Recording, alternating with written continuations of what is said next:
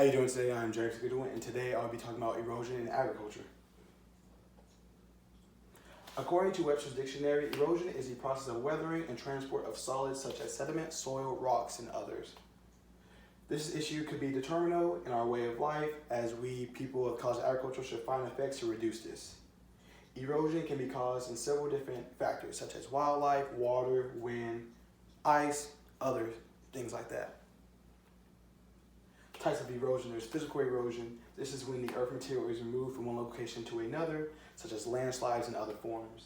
This would be a factor of weathering, the process of rocks getting broken down into little particles and easily falling off cliff sides and hillsides and coming down on our homes and our soils, and just little sediments that shouldn't be there. Another erosion is wind. This is a movement of wind when it is has a significant amount of pressure and is coming from a high altitude to a low altitude, which is very dangerous because it's coming straight down on our crops. This wind can usually affect wildlife and other areas around it tremendously. These winds are even capable of carrying broken up lands and materials to other areas.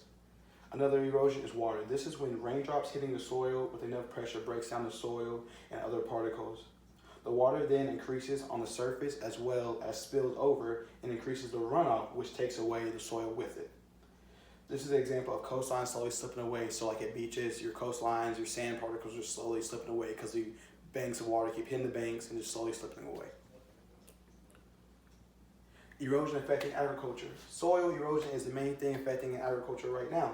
It is a steady procedure that happens when the effect of water or wind isolate and expel soil particles, making the dirt weaken.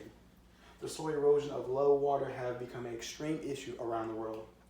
The issue may turn out to be serious to such extent that land can either be non-usable again or you have to desert it. Soil erosion can be a significant and beneficial agricultural land and for water quality is concerned. Controlling this residue must be an essential piece of any dirt administration framework to improve water and soil quality. Dissolved topsoil can be removed by wind and other particles into streams or water, so like topsoil and stuff just get taken by water or wind into creeks. It creates river flows, which is unnecessary. We do not want any unwanted particles such as that. The effect of soil erosion of water quality gets huge, especially as a soil surface spills over. How can we prevent this? We can do, one of the top things is terrace farming. This is a type of way to set up your land that slows down water flows and lets the water seep into the land rather than just spill over and come to your crops. So you would just do it in a certain way and leave a little pattern so that the water can slow it down just a little bit. Another way is no-till farming, keeping your crops anchored, seasonal, instead of leaving them open and exposed to the wind. Mulching is another way as a defensive covering for trees and other plants that will gradually arrive and let the lines diminish and affect the precipitation or overwhelming watering. Windbreakers is also one. You can use metal panels to target your areas that have been targeted the most, or you can plant trees to stop that wind from coming in so hard at the unwanted targeted areas of your crops. So the objective here as for people in agriculture is to limit the erosion